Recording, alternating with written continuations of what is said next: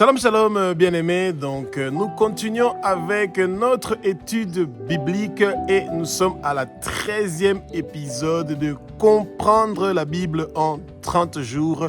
Et aujourd'hui, nous allons parler de comment vous pouvez faire pour comprendre les livres poétiques de la Bible qui commencent à partir du livre de Job jusqu'au Cantique des Cantiques de Salomon, ou on appelle ça les chants de Salomon.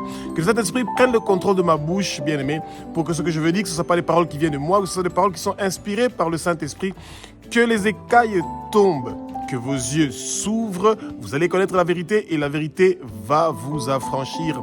Que le vent impétueux du Saint-Esprit commence à remplir le lieu où vous êtes et que vous recevez la plénitude du Saint-Esprit pour que vous puissiez réussir à comprendre le message du Seigneur et que sa parole puisse devenir une voix qui est en train de résonner dans vos oreilles et que des miracles, que des merveilles puissent se produire. Bien aimé, continuez à vous rappeler que le Satan n'est pas content quand vous avez une vie de prière et d'étude de la parole qui est stable et constant. Pourquoi? Parce que vous êtes en train de détruire son travail. Et rassurez-vous, bien-aimés, vous n'allez pas mourir. Vous allez vivre et déclarer les œuvres de l'Éternel des armées. Aucun accident ne va vous arriver en cette fin d'année de 2025, que nous sommes au mois de décembre, Père bien-aimé. Aucun des accidents que le monde de ténèbres a préparé contre vous ne va réussir et prospérer. Toute arme forgée contre vous ne va pas réussir et prospérer, bien-aimés.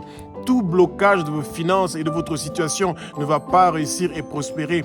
Toute maladie ou infirmité que vous avez prévue contre vous ne va pas réussir et prospérer. Aucune goutte de votre sang ne va couler, bien-aimé, parce que le Seigneur est avec vous. Prenez le temps, en ce fin d'année qui est en train de venir, de commencer déjà à préparer l'année 2026 et que l'année 2026 soit une année où vous allez réussir à lire la Bible et à la méditer de Genèse jusqu'à Apocalypse, parce que c'est ça que vous voulez. Obtenir de la connaissance, arrêter de boire du lait, mais de commencer à manger de la nourriture qui est solide. Et nous espérons que nous allons beaucoup en prendre ensemble sur comment nous pouvons faire pour comprendre la parole du Seigneur en un petit laps de temps et que nous allons avoir la soif d'entrer dans les détails et de bien connaître ce que le Seigneur est en train de préparer pour nous. Le premier livre poétique que nous avons dans la Bible, c'est le livre de Job qui se déroule donc à l'époque de Genèse, donc c'est au commencement. Et Job était un homme qui était riche, prospère et c'était un homme qui craignait Dieu, c'est un homme qui marchait avec Dieu. Et Job avait rien à se reprocher et il vivait pas dans le péché et le Satan était parti pour aller réclamer que le Seigneur devait lui donner l'autorisation de pouvoir s'occuper de Job parce que Job était en train d'adorer, de marcher avec Dieu parce que Dieu l'avait tout donné et que Dieu est en train de le protéger. Bien aimé, ce livre-là poétique nous rappelle que Dieu est content quand nous marchons avec lui. Et c'est ça que le peuple de Dieu doit toujours se rappeler, que peu importe les souffrances que Job avait eues, il a perdu ses enfants, il a perdu ses possessions, il a perdu tout ce qu'il avait en un petit laps de temps et il est tombé malade, mais Dieu ne l'a pas laissé. Dieu a continué à être avec Job et c'est comme ça que, peuple de Dieu, vous devez toujours vous rappeler de chercher toujours à être dans la présence du Seigneur. Et Job, malgré qu'il avait tout perdu et qu'il avait des amis qui étaient venus pour le culpabiliser, Job n'avait pas lâché et il avait continué avec la crainte du Seigneur. Sa femme lui avait dit même que, maudit Dieu et tue-toi toi-même. Attention aux conseils des gens qui sont tout autour de nous. Et c'était sa femme qui lui conseillait de maudire Dieu. Bien aimé, si vous voulez avoir la paix dans votre vie, la chose que vous ne devrez surtout pas faire est celui de maudire Dieu parce que vous serez vraiment dans une situation horrible et vous n'allez pas vous en sortir de ces difficultés-là que vous serez en train de traverser. Donc, dans le livre prophétique de Job, nous constatons que Job avait une souffrance atroce, horrible.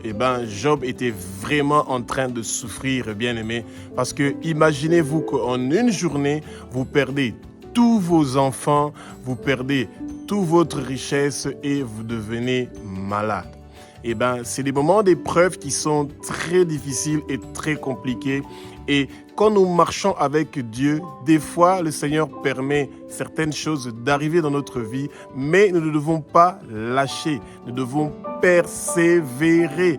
Et nous devons toujours nous rappeler de la femme qui harcelait toujours un juge jusqu'à ce que ce juge-là a finalement tranché pour elle. Eh bien, bien-aimés, quand nous commençons à remarquer des symptômes dans notre vie, qui sont des choses qui sont en train de bloquer notre destinée, de ne pas nous permettre de pouvoir percer, de ne pas permettre que notre étoile puisse briller, eh bien, nous devons agir et nous ne devons pas faire comme Job, qui commençait à se poser beaucoup de questions et de savoir comment il allait faire parce qu'il ne comprenait pas qu'est-ce qui était en train d'arriver, parce que quand ses enfants commettaient peut-être des péchés, il faisait déjà des sacrifices pour eux, eh ben, il était un papa qui était responsable, mais malgré cela, toutes ces choses sont arrivées et la cerise sur la tarte, il était malade et une maladie horrible.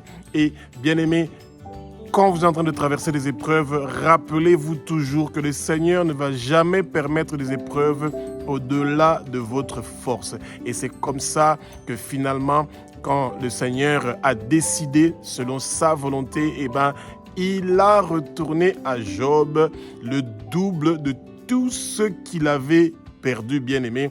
Et c'est formidable de voir comment le Seigneur peut faire les choses qui sont au-delà de notre intelligence, au-delà de notre pensée, parce que personne ne pouvait penser que Job pouvait récupérer doublement tout ce qu'il avait perdu. Ce livre poétique de Job est un livre qui se passe donc à l'époque de Genèse, et c'est une très bonne leçon pour nous les chrétiens de ne pas négliger le combat spirituel. Ça veut dire que c'est action-réaction. Quand vous entendez, vous voyez quelque chose qui ne va pas dans votre vie, mettez-vous directement à genoux au lieu de commencer à vous lamenter.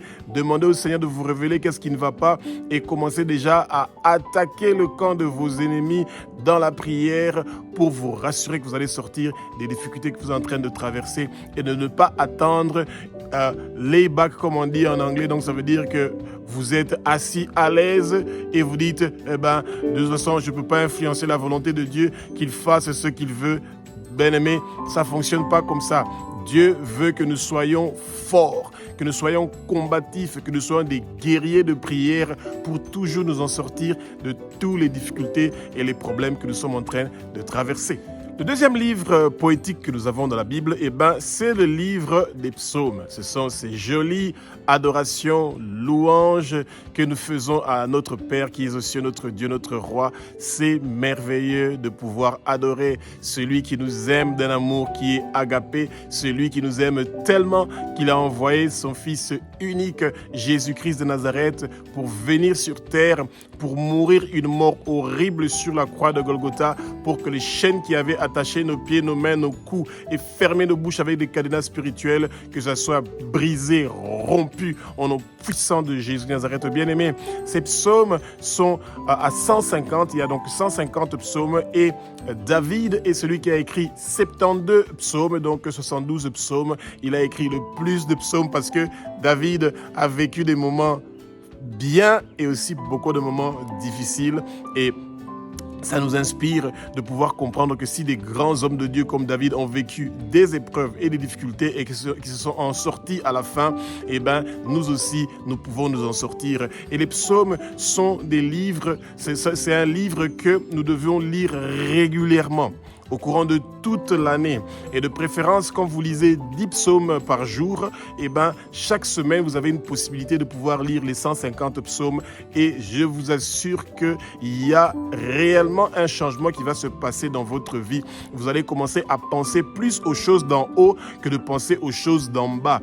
Et que votre chair, quand vous êtes en train de lire les psaumes à haute voix, bien-aimés, eh ben, s'il y a quelque chose qui était dans votre corps et qui continue à dominer votre vie, qui continue à vous pousser à commettre les péchés, bien-aimés, cela va partir et ça va plus retourner parce que une maison où il y a du feu, et c'est pas un feu d'incendie, mais c'est le feu du Saint-Esprit. Eh bien, les démons n'ont pas de place dans cette maison-là et ils cherchent comment faire pour fuir cette maison-là. Bien-aimés, faites cette prière ensemble avec moi. Abba, notre Père qui es aux cieux, notre Dieu, notre Roi, au nom puissant de Jésus-Christ de Nazareth, je suis en train de lier tout démon qui cherche à m'empêcher, à mettre des obstacles dans ma vie pour que je ne puisse pas réussir à méditer ta parole chaque jour et que je puisse grandir spirituellement. Seigneur, donne-moi la force de pouvoir lire ta parole, de pouvoir méditer ta parole. Je veux lire les psaumes chaque semaine. Je veux lire les psaumes chaque jour. Donne-moi cette force-là. Révèle-moi ce qui m'empêche de pouvoir lire chaque jour et pardonne-moi tous les moments que je n'ai pas pris le temps de pouvoir étudier ta parole et de la comprendre. Merci Jésus, merci pour la délivrance, merci pour la libération. Que toutes les chaînes qu'on avait attachées, mes pieds, mes mains, mes coups, et fermé ma bouche avec des cadenas spirituels, je brise ces chaînes-là. Que ton tremblement de terre le plus grand et le plus violent, ô Abba, se lève. Comme tu avais délivré Paul et Silas, tu me délivres maintenant. Tu me fais sortir de tout cage spirituel. Tu me fais sortir de toute prison spirituelle. Je reçois ma délivrance, je reçois ma délivrance, je reçois ma libération et que le feu du Saint-Esprit vienne habiter en moi, que le feu du Saint-Esprit vienne habiter en moi, que le feu du Saint-Esprit vienne habiter en moi et tout esprit impur ou malsain n'a plus de place et de pouvoir dans ma vie. Sortez au nom de Jésus, quittez au nom de Jésus, dégagez maintenant, prenez votre chemin, quittez, partez et tournez votre dos et ne revenez plus jamais dans ma vie au nom puissant de Jésus de Nazareth. Amen. Bien-aimés, c'est très important que vous puissiez acquérir cette connaissance-là. Eh bien, les psaumes c'est un livre qui est donc lu dans les églises, dans les communautés, pendant les moments de prière. Des fois, on les utilise dans les chants. Et c'est un livre qui donne une très grande inspiration et qui aide le peuple de Dieu de pouvoir grandir spirituellement, de pouvoir augmenter votre amour, votre envie de connaître les choses d'en haut au lieu de se concentrer avec les choses d'en bas. Et ça partage toutes les expériences que Israël a connues et qu'ils ont connu beaucoup de difficultés. Mais aujourd'hui, vous voyez comment Israël est un pays qui est prospère. C'est le peuple de Dieu, c'est le peuple béni de Dieu. Et nous aussi, nous devons aimer Israël, nous devons bénir Israël, nous devons prier pour Israël. Celui qui bénit Israël est béni, celui qui maudit Israël est maudit. Le troisième livre prophétique de la Bible, c'est le livre des Proverbes. Alors, Proverbes, c'est des livres qui sont très célèbres par leurs conseils de sagesse. Alors, le Seigneur est vraiment merveilleux, bien-aimé. Il y a 31 chapitres dans Proverbes. Ça veut dire que toute l'année, vous pouvez lire un chapitre de Proverbes par jour. Chaque mois, vous aurez lu tout Proverbe. Et quand vous le faites, bien-aimé, pendant toute une année, et que vous lisez chaque mois, vous avez lu donc tout Proverbe, bien-aimé, vous allez avoir une intelligence formidable. Vous allez avoir une sagesse formidable. Vous allez avoir des bonnes manières. Il y a beaucoup de choses que vous allez comprendre dans la vie à travers ces proverbes-là. Et c'est dommage que le peuple de Dieu ne lit pas ces proverbes-là régulièrement parce que ça pouvait nous éviter beaucoup de dégâts dans nos églises, dans nos familles, dans nos foyers. Il y a beaucoup de conseils sur comment nous devons faire avec nos enfants, comment nous devons faire avec nos femmes, avec nos maris et comment nous devons faire avec nos autorités. Tout se trouve dans les proverbes et c'est écrit par Salomon qui est l'homme le plus sage que le monde a connu. Il y a des gens qui quittaient des grandes nations pour venir jusqu'en Israël pour seulement écouter ce que Salomon pouvait dire. Et c'était toutes ces choses-là qu'il était en train de dire ont été regroupées dans ces proverbes-là et c'est merveilleux, bien-aimés. Donc, je vous encourage à lire chaque jour un chapitre de proverbes quand le Seigneur vous le permet. C'est juste 10 à 15 minutes, pas plus, et vous y êtes arrivé. Et quand vous vous séparez de votre téléphone, 10 à 15 minutes, vous allez facilement pouvoir réussir à lire ce proverbe-là et à lire quelques psaumes et votre vie sera en train de changer. Et ça, c'est à part ce que vous êtes censé lire pour votre propre programme d'études bibliques que vous faites parce que vous voulez à tout prix lire de Genèse à Apocalypse durant toute l'année. Vous voulez minimum réussir à lire toute la Bible, même les chroniques que beaucoup de gens n'aiment pas lire parce que il y a toujours des histoires qui sont très compliquées et qu'on pense que nous ne sommes pas concernés. Eh bien, nous sommes concernés. Ce que Dieu a écrit dans la Bible et qu'il trouve qu'il est important, qui sommes-nous pour penser que ce n'est pas du tout important? Donc, bien-aimés, lisons les proverbes. Ce sont des livres poétiques qui sont merveilleux. Le quatrième livre poétique, c'est le livre de Ecclésiaste qui est écrit par personne d'autre que Salomon. Le roi Salomon est un roi qui était vraiment sage, intelligent. Et quand Salomon vous dit que il ne faut pas suivre les futilités temporaires, ça veut dire que vous devez vraiment comprendre que Salomon avait parfaitement raison.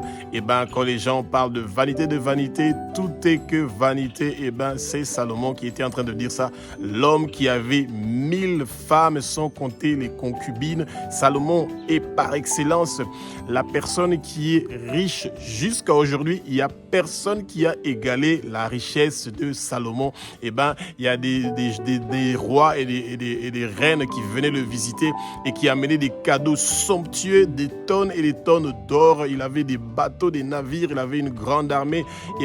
Salomon a hérité de la tranquillité que son père David avait laissée parce qu'il avait conquis déjà tout. Il avait déjà la tranquillité politique et spirituelle dans Israël. Salomon est en train de nous raconter dans Ecclésiaste que nous ne devons pas chercher les choses d'en bas qui sont temporaires, les choses qui vont disparaître le jour que nous entrons dans notre cercueil. Nous partons pas avec ces choses-là. Et Salomon est en train de nous parler aussi de comment l'homme se détourne de Dieu pour aller chercher des futilités. Bien aimé, quand nous sommes nés d'en haut, ça veut dire que nous cherchons les choses qui sont d'en haut. Nous ne cherchons pas les choses qui sont sur terre et qui vont nous être bénéfiques seulement sur terre. Ça ne veut pas dire que vous ne devez pas travailler et ça ne veut pas dire que vous devez ne rien faire dans la vie. Non, au contraire, vous devez être très motivé parce que ce que vous êtes en train de faire dans la vie peut être bénéfique pour le royaume de Dieu et c'est ça que le Seigneur veut, que nous puissions être une bénédiction pour quelqu'un et pour les autres. Et ce livre d'Ecclésiaste va vous ouvrir les yeux sur les futilités du monde que à la fin nous voulons faire la volonté de Dieu et non notre volonté, parce que la volonté de Dieu, c'est ça qui nous permet d'avoir accès aux choses d'en haut et de les comprendre. Et nous voulons grandir spirituellement, nous voulons arrêter de boire le lait, mais nous voulons manger de la nourriture qui est solide. Et c'est merveilleux que Salomon, quelqu'un qui avait tout, et quand on dit vanité des vanités, tout est vanité, tout est vanité quand tu as eu ces choses-là. Quand tu n'as pas eu ces choses-là, que tu dis vanité des vanités, tout est vanité, tu ne connais pas la richesse, tu ne connais pas avoir Dieu et le perdre.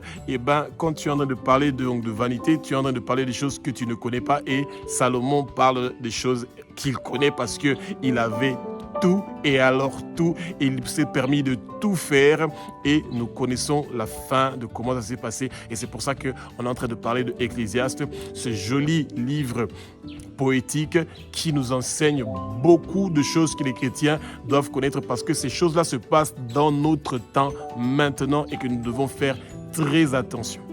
Le dernier livre poétique de la Bible, c'est encore une fois un livre qui est écrit par le roi Salomon. C'est le Cantique des Cantiques et souvent nous appelons ça les chants de Salomon.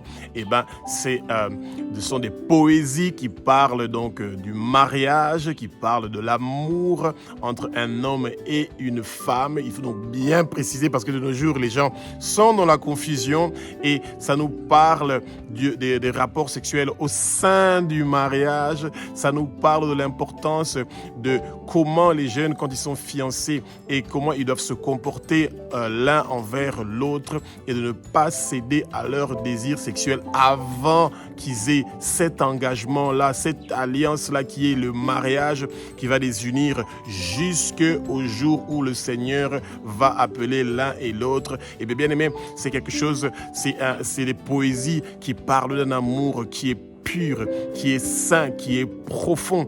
Et les jeunes qui sont en train de se marier devraient lire les cantiques des cantiques pour comprendre l'amour, c'est quoi. À part celui de comprendre aussi 1 Corinthiens chapitre 13, vous devez tout le lire. Ça va beaucoup vous aider pour comprendre exactement l'amour dont le Seigneur est en train de parler. Et les jeunes doivent apprendre à comprendre c'est quoi l'amour au sein du mariage et de ne pas céder à nos désirs. Et Salomon est quelqu'un qui a observé la femme dans toutes ses facettes, il a observé l'homme dans toutes ses facettes et il est en train d'expliquer avec beaucoup de détails comment l'amour et sa vision de l'amour bien-aimé, et tout se trouve dans les poésies qui sont dans les cantiques des cantiques. Et nous encourageons aussi ceux qui sont mariés d'allumer cette flamme-là d'amour qu'il y a. Ne considérez pas parce que vous êtes mariés et donc vous avez une corde au cou et que vous n'avez plus besoin de fournir des efforts. De toute façon, il est déjà mon mari, de toute façon, elle est déjà ma femme, donc je n'ai pas besoin de fournir des efforts. Bien-aimés, vous devez toujours fournir un effort dans votre mariage pour honorer votre femme, pour honorer votre mari, pour être un bon père et une bonne mère, pour montrer votre amour, que votre amour soit solide et que votre amour soit senti dans votre foyer, dans votre couple, dans votre mariage. Bien-aimés, espérons que vous avez appris quelque chose sur les 5 livres de poésie qui se trouve donc dans l'Ancien Testament et que le Seigneur nous donne la sagesse, l'intelligence, la science, le discernement, la connaissance et la réflexion dans toutes les choses que nous sommes en train d'entreprendre. Nous voulons avoir le succès dans tous les domaines de notre vie. Que le Seigneur soit avec nous, que le Seigneur nous donne beaucoup de courage pour apprendre à lire sa parole tous les jours, à grandir spirituellement et à pouvoir avoir beaucoup de connaissances. Cette connaissance-là qui nous donne la sagesse et qui va nous propulser pour que nous puissions nous aussi être une bénédiction pour quelqu'un. Que les vagues qui sont en train de couler dans notre cœur, que ces vagues-là ne s'arrêtent pas, que ça continue, que ce flot continue, que ça vient vers nous et que ça part jusque chez d'autres gens qui vont bénéficier de ça. Eh bien, le Saint-Esprit veut que nous soyons dans sa plénitude pour que ce que nous avons appris, ce que nous connaissons, puisse continuer vers d'autres gens.